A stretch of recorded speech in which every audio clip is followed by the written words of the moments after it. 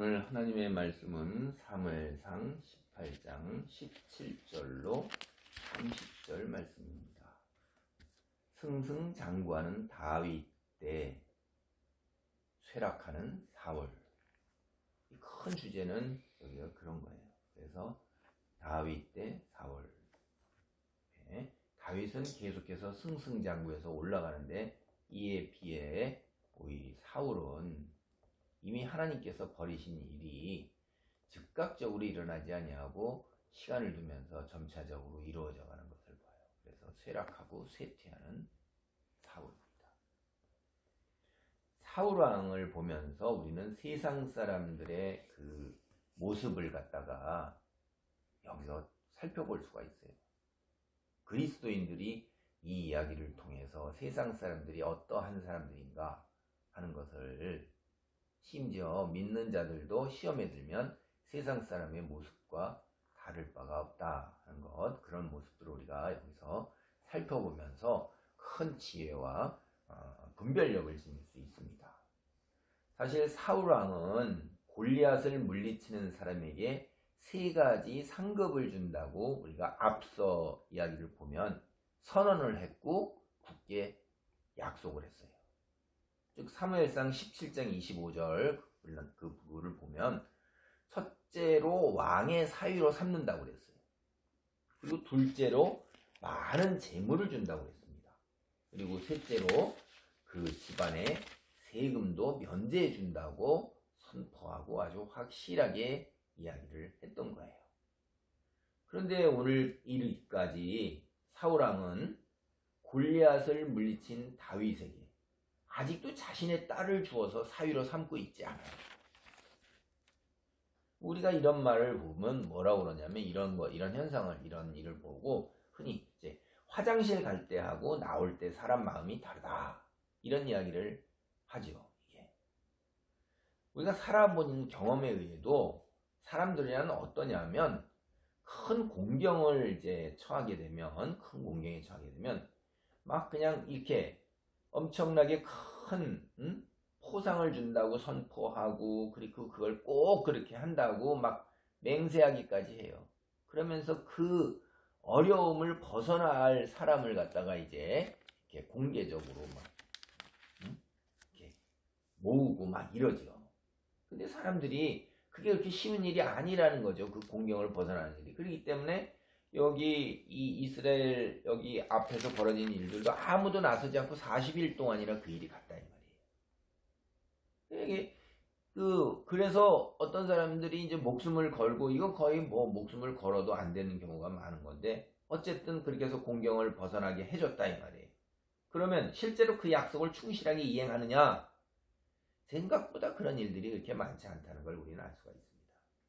적지 않은 사람들이 보면 그 약속을 온전하게 이해하는 것을 차일피일 자꾸 미뤄요. 한두 가지만 적당하게 해주면서 자꾸 미루면서 뜸을 들여요. 오늘 본문에 나오는 사울왕의 사례가 바로 그런 것 같은 겁니다. 사울왕은 골리앗을 죽이고 이스라엘을 전쟁에서 승리로 이끈 다윗에게 자기가 선언하고 약속한 그런 포상을 내리지 않고 다윗이 자신의 왕위를 위협한다고 생각하는 거예요. 그래서 그를 죽이려 하는 겁니다. 오늘 사무엘상 18장 10절로 11절을 보면 사실 자신의 병을 치료하기 위해서 수금을 타는 다윗을 불러왔는데도 불구하고 그를 죽이려고 2번이나 창을 던진 거예요. 근데 실패했어요.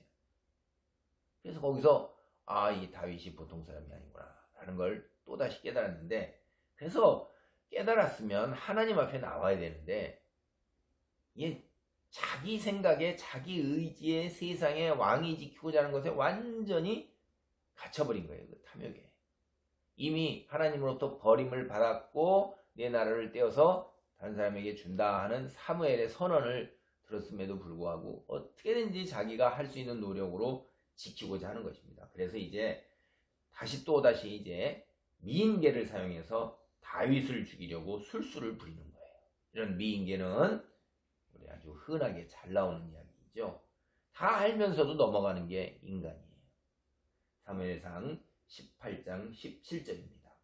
사울이 다윗에게 이르되 내 맏딸 메랍을 내게 아내로 주리니 오직 너는 나를 위하여 용기를 내어 여호와의 싸움을 싸우라 하니 이는 그가 생각하기를 내 손을 그에게 대지 않고 블레셋 사람들의 손을 그에게 대게 하리라 함이라.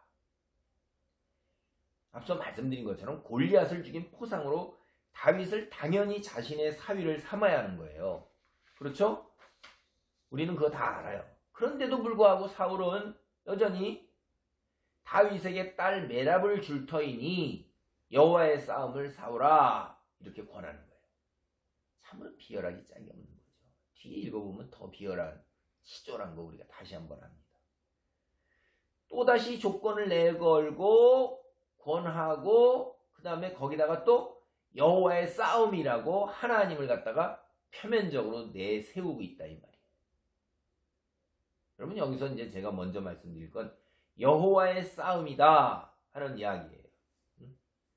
주위에서 보면 명분으로 하나님을 내세워요. 믿음을 내세워요. 근데 이걸 잘 분별해야 돼요. 우리 기독교인은 거의 대부분 순진한 사람이 많은 것 같은 생각이 들어요. 그죠? 그 말하는 사람이 이게 하나님의 뜻이다. 이게 믿음이다. 뭐 이러면 그 사람이 뭐 목사나 장로다 그러면 도대체 그 사람이 제대로 된 목사인지 누구인지 어디를 나와서 어떤 생각을 하고 있는 건지 그리고 또 그 말하는 내용 뭐 그런 거 잘 모르겠으면 말하는 내용이 정말로 성경적인 것이냐 성경에 근거한 그러한 말과 일치하는 거냐 이런 걸 우리가 분별해 봐야 돼요. 그리고 판단을 하고 따져봐야 된다 이 말이에요. 근데 그게 아니라 그냥 그저 아이고 하나님의 뜻?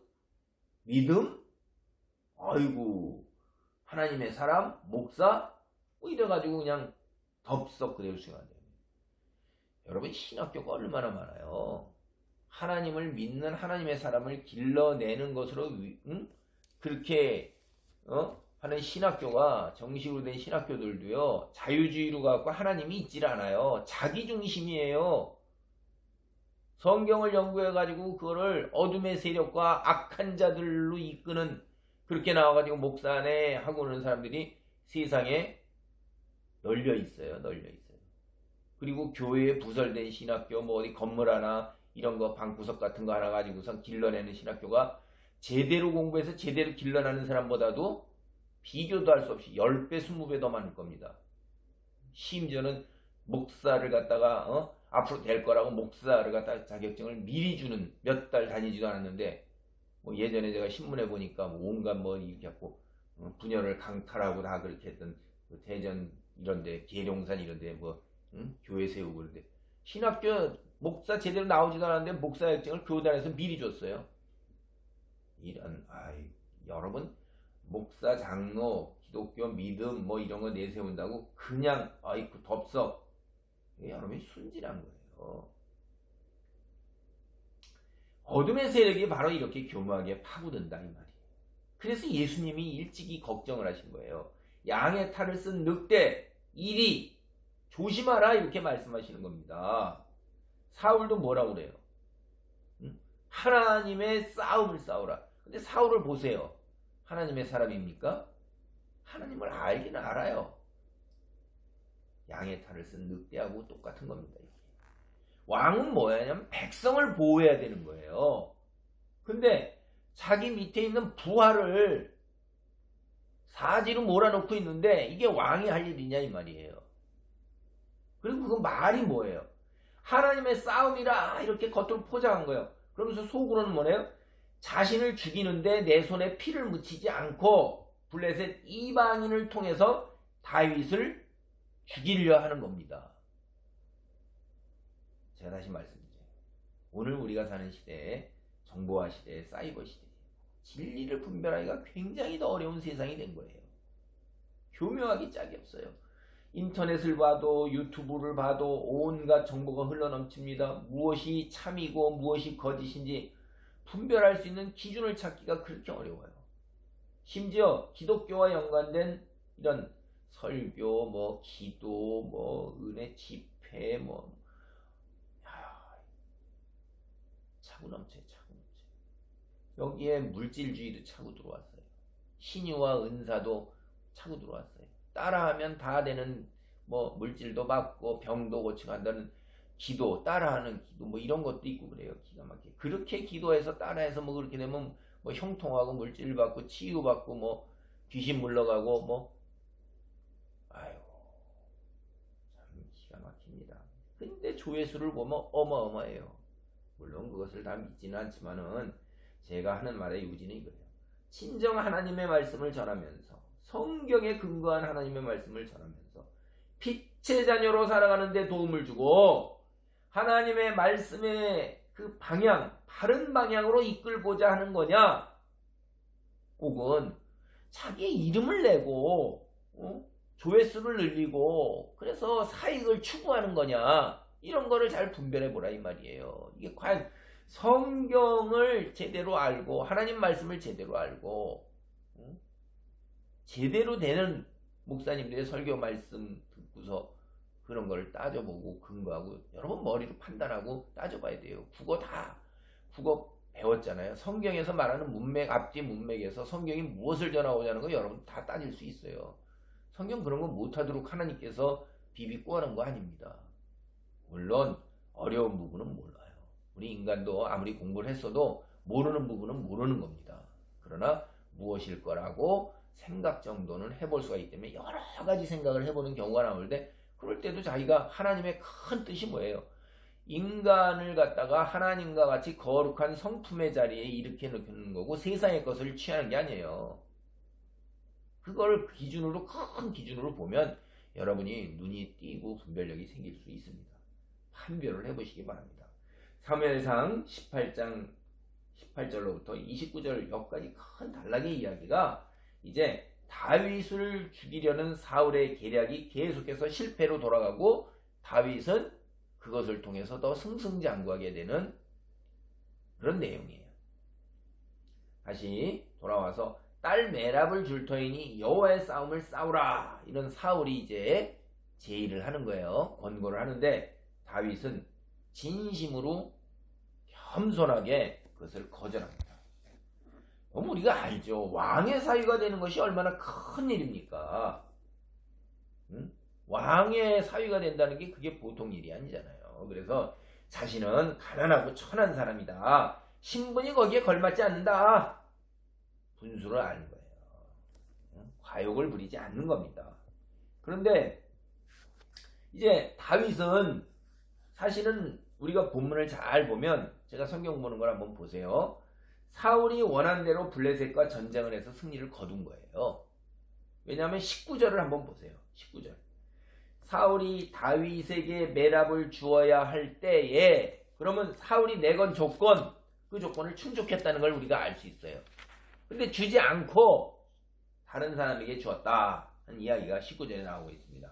그럼 이걸 보면서 우리는 여기에 이 이야기가 문맥상에서 하는 이야기는 다윗은 사울의 내건 조건을 이행을 했구나. 근데 주지 않고 줄 때 그 시기에 참 비열하고 치졸하기가 짝이 없는 거죠. 우리가 세상에서도 그 잘 익은 과일이 부패하면 악취가 더 심해요. 하나님의 사람이 타락하면 세상 사람보다 더 타락합니다. 더 부패합니다. 그래서 세상 사람이, 제가 들은 말 중에 살면서, 교회 다니는 사람이 세상 사람보다 더해. 더 물질에 탐욕 부리고 수단 방법 안 가리고 거짓말 잘하고 이런다 이 말이에요. 그리고 심지어 신문기사 같은 데서도 물론 의도적인 것이고 저는 그렇게 생각을 하는데, 세상이 교회를 걱정한다, 교회가 세상을 걱정하면서 바른 방향을 제시하고 이끌어 나가야 되는데 교회가 저렇게 해서 되느냐 해도 너무한다, 세상이 오히려 걱정을 한다, 이런 기사도 봤어요. 이게 뭐냐? 악취가 더 심한 거예요. 사울은 어느 사이에 자신의 정치적 이익을 위해서 자식마저도 그 대가로 지불할 수 있는, 자식도 미끼로 사용하고 올무로 사용할 수 있는 이런 괴물이 되어버린 거예요. 사람이 아닙니다 이게. 메랍을 다윗이 아닌 사람에게 시집을 보낸 사울, 이제 자신의 딸, 또 다른 딸 미갈이 다윗을 사랑한다는 말을 들었어요. 어느 사람이 갖다 다윗의 귀에 쏘사겼어요. 세상은 늘 이래요. 고자질하는 사람, 그 권력의 틈에 붙어서 소삭소삭소삭 하는 사람, 말 전하는 사람이 있어요. 악질이죠. 사울이 그냥 기뻐하는 거예요. 아이고, 다윗을 죽일 기회가 또다시 생겼구나, 이렇게 생각하는 거예요. 여러분, 이게 참 기가 막힌 거 아니에요?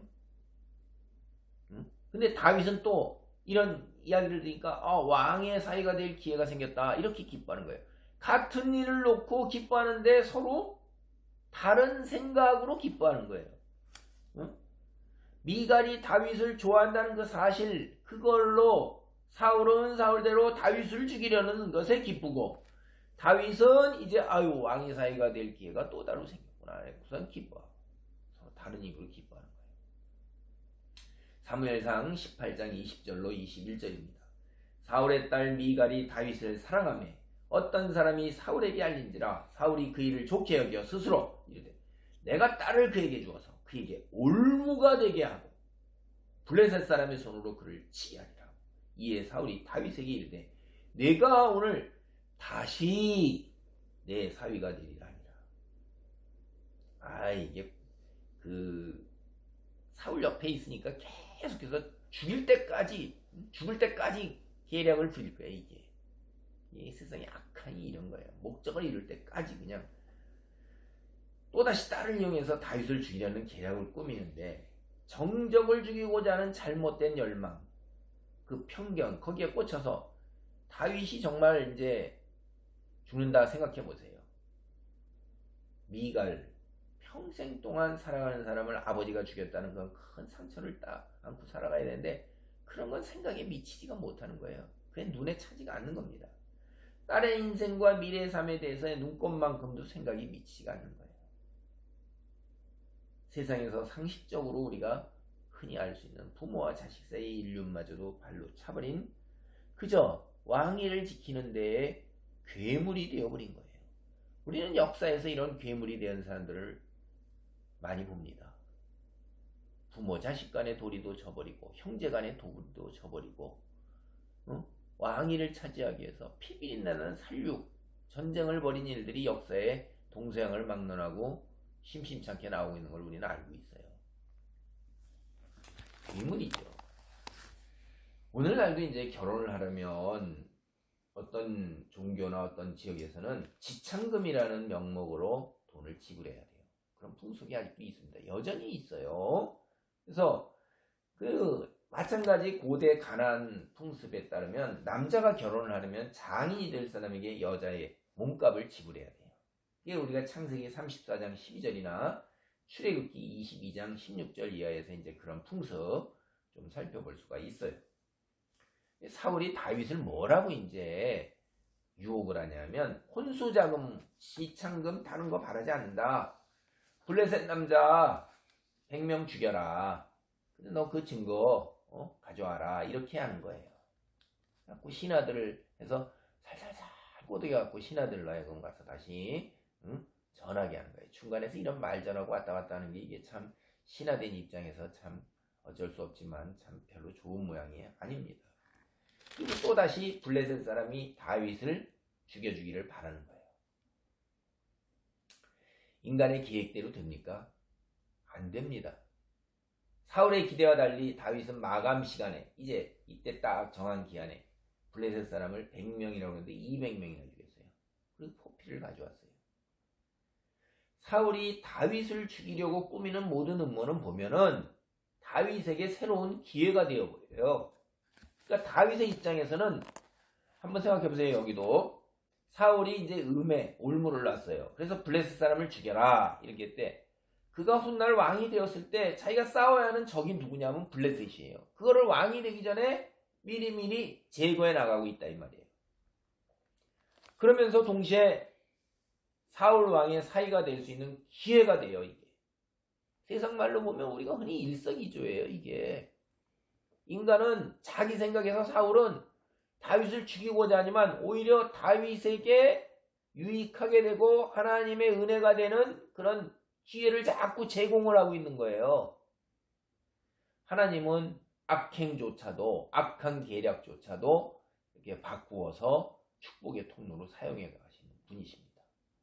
사울은 결코 다윗을 해할 수가 없습니다. 하나님이 허락하시지 않고 하나님이 다윗의 뒤에 계시기 때문에 사울이 자신의 계략을 이루어 나갈 수는 없는 거예요. 오늘 본문을 보면 이제 지금까지 이 사건을 지켜보면서 민계를 써가지고서 어떻게 이제 다윗을 손에 피를 안 묻히고 이방 사람의 손에 죽게 하려고 만들었는데도 자기가 실패한 것을 보고 사울이 뭘 느끼냐면 여호와께서 다윗과 함께 하신다는 것을 눈으로 보고 알고 깊이 깨닫는 거예요.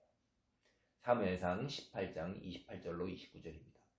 여호와께서 다윗과 함께 계심을 사울이 보고 알았고 사울의 딸 미갈도 그를 사랑하므로 사울이 다윗을 더욱더욱 두려워하여 평생에 다윗의 대적이 되니라. 여호와께서 다윗과 함께 하시는 것뿐만 아니라 이제 자신의 딸 미갈마저도 다윗을 심히 사랑하는 것을 확실하게 알게 됐어요. 그래서 사울은 더욱더 다윗을 의식할 수밖에 없게 되었고 살아있는 평생 동안 다윗의 대적이 된 거예요. 이게 사울에게 있어서 큰 문제입니다. 가장 큰 문제예요. 이게 사울에 있어서 다윗을 대적으로 생각하는 게 이게 가장 큰 문제라 이 말이에요. 사실 사울이 가장 두려워할 분이 누구세요? 다윗이에요? 여호와 하나님입니다. 자신을 왕으로 선택하여 세우고 자신의 왕위를 걷어가신 분이 여호와 하나님이잖아요. 그럼 여호와 하나님 손에 모든 게 달렸다는 거를 갖다가 조금만 머리가 있으면 다 아는 거 아닙니까? 하나님 여호와 하나님을 두려워하면서 다시 어떻게든지 여호와 하나님 눈에 들려고 온갖 발버둥을 다 쳐야 되는데 인간 다윗을 갖다 대적하는 데 바쁘고 있어요. 왜 그래요? 일단 하나님은 보이지 않아요. 믿음이 없습니다. 근데 눈에 보이는 인간 다윗은 눈에 보이는데 짜증나고 분노가 치밀어 오르잖아요. 자기보다 더 잘났으니까 열등감에도 쪄들었고 자존심도 그렇고 자기 하는 뜻대로 다 안 되고 계속해서 다윗은 계속 올라가는 거고 그러니까 이게 눈에 보이는 것에만 지금 이제 완전히 꽂혀 있는 거예요. 여러분 다시 한번 잘 생각해 보세요. 사울이 하나님을 모릅니까? 그거 아니에요. 이스라엘 민족에 속하였기 때문에 여호와 알아요. 그리고 믿었을 겁니다. 저는 그 의심할 여지가 없다고 봐요. 근데 그의 머릿속이 지금 믿음보다 하나님보다 세상적인 것으로 가득 차 있는 거예요. 하나님의 말씀, 사울이 이야기하는 그 말씀을 그 말씀이 그의 머릿속에 비집고 들어갈 틈이 없다 이 말이에요. 꽂혀버리면 그러는 거예요. 편견에 사로잡히는 거예요. 지금까지 바라보는 관점이 하나님을 알고 믿지만은 현세가 그게 더 중요한 거예요. 우선순위예요. 지금 당장의 삶, 왕위를 잇고 지키고 이어주고 가족을 세우고 이것만이 그의 인생의 전부예요. 오늘날 자신을 왕으로 세우시고 사랑으로 살아가게 하시는 하나님. 거둔다 하더라도 그 거둘 때까지 왕으로 살아가게 하시는 하나님. 그걸 바라보지 못하는 거예요. 다시 제가 거듭 말하면 통치자가 누구세요? 세상 나라도 하나님이 다스리신다. 그걸 자기가 경험하면서 믿고 의지하고 순종하는 그 일. 그걸 세상의 어떤 일보다 우선순위에 두지 못한 삶을 사는 겁니다. 그러니까 눈에 보이는 다윗만을 대적으로 삼는 거예요. 제가 왜 이런 이야기를 할까요? 우리는 어떠한가 이런 걸 한번 생각해 보자는 거예요. 제가 이렇게 말씀드리는 저도 여러분하고 똑같습니다. 그냥 하나님 말씀이기 때문에 우리에게 주시는 말씀이기 때문에 살펴보고 하나님 말씀을 따라서 살고자 바른 방향을 정하기 위해서 드리는 거지 경지에 올라가지고선 저는 대단한 존재다 이런 이야기 아닙니다. 사람은 육체로 이 세상을 살아가요. 육체의 필요를 채우는 일이 대단히 중요한 것입니다. 물질이나 권력이나 쾌락 혹은 사회적 위치나 지식이 하찮은 거다. 그래서 무시하고 외면할 만한 거다. 그런 거 결코 아니에요. 그것들 없으면 세상살이가 고통스럽고 힘들고 불편하고 그 다음에 바르지 못할 수도 있어요. 제대로 지식이나 학식이 없으면 제대로 깨닫지 못하게 됩니다. 근데 이런 것보다 더 절대적으로 소중한 게 뭐냐면 하나님만을 믿고 의지하고 순종하는 거예요. 그리고 하나님 백성으로 세상 사람과 그래서 구별된 삶을 살아야 하는 거예요. 그것이 세상의 그 다른 어떤 것보다도 그리스도에게는 우선순위가 되어야 한다는 거예요. 그리고 반드시 그렇게 살아야 한다는 거예요. 그리스도인이라면 사실 모두 다 압니다. 이거 성경 읽어봐서 그리고 설교 들어서 다 알아요. 여러분 세상에 불타 없어지잖아요. 그거 몰라요? 조금만 교회 나오면 성경 읽어보면 복음서만 읽어봐도 다 불타 없어지는 거 알아요. 세상에서 누리는 거 여러분 얼마나 누릴래요? 100년이에요. 100년. 예수님 오시는 날 모두 불타 없어지고 그 다음에 예수님 오시기 전에 여러분이 죽어서 하나님 앞에 서면 벌거숭이로 가요. 그냥 영혼만 싹 가요. 세상에 있는 거 하나도 못 가져갑니다. 동전 한 입도 못 가져나가요. 근데 우리가 이 땅에서 믿음으로 살아간다면 그거는 지금도 유효하고 지금도 우리의 축복의 토대가 되고 당장 죽어서 하나님 설 때 혹은 예수님 오신 종말 때에도 그 효력이 영원한 거예요. 그러니까 그리스도인은 당연히 세상 것들보다 하나님 나라에서 누리는 걸 소망으로 삼고 생각과 행동의 기준으로 삼아야 하는 거예요. 이게 논리적으로 당연한 이야기고 하나 또 모순된 게 없어요. 이건 삼척동자라도 사실 따져보시면 이게 뭐가 틀립니까? 어디가 어긋났습니까? 다 알아요. 근데 말처럼 쉽지가 않다. 왜 그럴까요? 제가 앞에 말씀드린 것처럼 우리도 육체로 사는데 그것에 사로잡혀서 그게 먼저 와서 꽂히기 때문에 그런 거예요.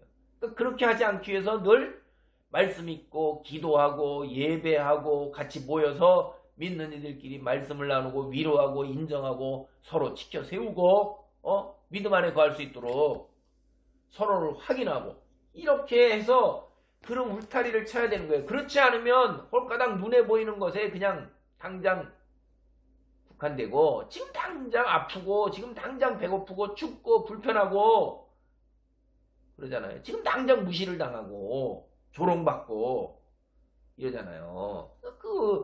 그게 참 말처럼 이게 쉬운 일이 아니다 이 말이에요. 그래서 세상에 사로잡힌 사울 그다음에 하나님을 믿는 다윗 이걸 말씀을 보면서 우리는 내가 어떻게 살아야 하는가 이걸 다시 한번 살펴보고 믿음 안에 거하고자 하는 이런 의지를 다시 다지면서 다시 일깨움을 하고 기억하고 회상하고 다지고 잊어버리기 전에 약해지기 전에 다시 힘을 얻어야 되는 거예요. 두 번씩이나 이제 약속을 어긴 사울은 이제 다윗에게 딸을 주려만 했어요. 사울의 입장에 볼 때 딸을 다윗에게 주어서 그를 감시하면 야 이것도 괜찮다 이렇게 생각했을 거예요. 그러니까 정치적 이익을 위해서 딸마저도 서슴지 않고 영하는 괴물로 변했기 때문에 이런 생각은 뭐 당연한 거예요. 근데 사울의 자신의 계획이나 기대와 달리 그의 자녀 미갈이 사울보다 다윗을 더 우선적으로 선택해요. 미갈은 다윗을 선택합니다. 뒤에서 보면 사랑 때문에. 그 다음에 요나단은 믿음에서 다윗을 선택해요. 아버지 사울보다. 여러모로 세상의 탐욕에 미쳐버린 사울. 이 뒤에 가보면 세상의 그 것들마저 자기가 지키고자 했던 그런 것마저 모두 탈탈 다 털려버려요. 다 잃어버려요. 우리 이거 생각해 봐야 돼요. 지금 당장 내가 지킬 것 같고 그거 우선으로 해서 택했는데 그게 내 것이 될 것 같지만 이 어둠의 세력들은요 이용해 먹고 발로 차버려요. 피폐하게 만들고 망하게 만들어요. 대가가. 근데 하나님은 충성 헌신하면 생명이요 영원한 상급입니다. 무엇이 정의고 진리라는 거 여러분이 금방 알 거예요. 하나님 편에 서지 않을 때 당장 형통하는 것 같지만 그 시간이 길지 않습니다. 마침내 모두 허사가 되고 이거 우리가 꼭 기억해야 돼요. 그리고 지금 당장 선택하면 하나님 편에 서면 손해입니다. 그리고 모두 잃어버리는 것 같이 보여요. 근데 그거 잠시예요. 그리고 뒤에 가보면 손해가 오히려 협력하여 선이 돼서 승자가 되고 복이 된다는 거 성경에서 그렇게 얘기해요. 우리에게 주어진 건 뭐예요? 우리가 할 일이 뭐냐? 참고 인내하고 기다리는 거예요. 이게 능력이고 실력이에요. 이게 굉장히 어려운 겁니다. 오늘의 내 닥친 그것을 믿음으로 참고 인내하고 기다리는 것. 이게 놀라운 기적이요. 세상 사람들은 도저히 할 수 없는 능력인 것입니다. 그리스도인만이 가질 수 있는 구별된 삶인 것이에요. 사무엘상 18장 30절입니다. 블레셋 사람들의 방백들이 싸우러 나오면 그들이 나올 때마다 다윗이 사울의 모든 신하보다 더 지혜롭게 행하며 이에 그의 이름이 심히 귀하게 되니라. 이스라엘 백성들은 다윗을 이미 이스라엘의 진정한 영웅이자 용사로 인정을 했어요. 이런 사실 사무엘상 18장 6절 7절에서 우리가 사울이 죽인 자는 천천히요 다윗은 만만이라 이런 승전가를 부르면서 승리의 개성가를 부르면서 돌아온 이스라엘 군대를 환영한 여자들의 노래, 백성들의 민심에서 이미 나타나고 있는 거예요. 근데 다윗은 이제 이스라엘 국내뿐 아니라 이스라엘 숙적 블레셋 장군들마저 다윗을 높이 평가하고 있는 거예요. 그가 다른 그 누구보다도 전쟁에서 지혜를 발휘한다. 왕보다도 더 지혜를 발휘한다. 이게 뭐예요? 블레셋 사람들 눈에 볼 때 어떻게 된 거예요? 이스라엘의 군대를 지휘하는 실질적인 사람이 누구냐? 다윗이라는 거예요. 다윗. 이제 다윗에 대한 인지도, 다윗의 이름이 이스라엘 땅뿐만 아니라 블레셋 땅까지 외국으로 다 이렇게 퍼져나가고 있는 거예요. 다윗과 대조적으로 사울은 시간이 흐를수록 쇠퇴하고 비참해지는 거예요. 가족들의 마음까지도 떠나가고 있는 것입니다. 메랍은 뭘 넣겠어요? 다윗에게 준다 이렇게 했다가 딴 사람에게 보내고, 미갈도 아버지가 하는 일을 모르고, 요나단은 뒤에 가보면 아버지하고 맞서가지고선 다윗을 갖다가 적극적으로 옹호하고 변론하면서 바른 이야기를 하는데, 거기에 대해서 그냥 입에 담지 못할 극언과 그런 말로 막 이렇게 하는 걸 보면 다윗이 완전히 비참한 경지에 이르는구나라는 걸 우리가 알 수가 있어요. 나라 안팎에서 사울은 점점 왕으로서 무용지물이 되어가는 거예요. 그런데 다윗은 사울의 자리를 야금야금 점점 차지해가고 있는 거예요. 그래서 가족 안까지도 침투에 들어가고선 자녀들의 마음까지도 사로잡게 되지 않습니까? 우리가 앞에서 아는 것처럼 미갈과 결혼해서 사울의 사위가 된 것뿐만 아니라 요나단에게는 일찍부터 제가 말씀드렸죠. 세자의 자리까지도 넘겨받은 거다. 왕자의 자리를 넘겨받은 거다. 겉옷, 군복, 칼, 활 이런 거 다 넘겨받은 게 그걸 상징하는 것입니다. 그리고 그 요나단이 내가 왕이 되어야 된다는 말까지도 하는 걸 우리는 보게 됩니다. 이제 다윗과 사울을 보면서 오늘날 사는 그리스도인은 어떤 선택을 해야 하는가? 그래야만 제대로 된 믿음과 지혜를 갖춘 사람이라고 할 수 있는 거예요. 그거를 어떤 선택을 해야 되는가라는 거를 깨닫고 자기가 그대로 그것을 선택을 하여 사는 것이 믿음과 지혜를 갖춘 사람이다 이 말이에요. 오늘 말씀을 정리합니다. 하나님의 사람, 믿음의 사람 다윗, 계획을 세워가지고서 사울의 집안을 침범해가는 게 아니에요. 사울의 왕권을 차지하기 위해서 하나님께서 내게 기름을 부었으므로 자기의 의지와 계획대로 그 왕권을 물려받고 사울을 쫓아내려고 추진하는 게 아니에요. 사울의 초청으로 왕궁에 간 거예요. 사울의 권유로 그의 집안 왕의 사위가 된 거지요. 다윗은 자기의 권리, 골리앗을 죽였으니 왕의 사위로 빨리 삼으소서, 내가 메랍 준다고 그랬으니 주소서, 이런 걸 주장하지 않는 거예요.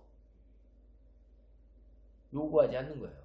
참고 있냐면서 때를 기다린 겁니다. 모든 걸 하나님이 여기 보면 하나님이 섭리로 하나님이 이루어 나가시는 걸 우리가 알 수가 있어요. 우리 인생 역시 그렇습니다. 그분의 인도하심을 따라야 되는 거예요.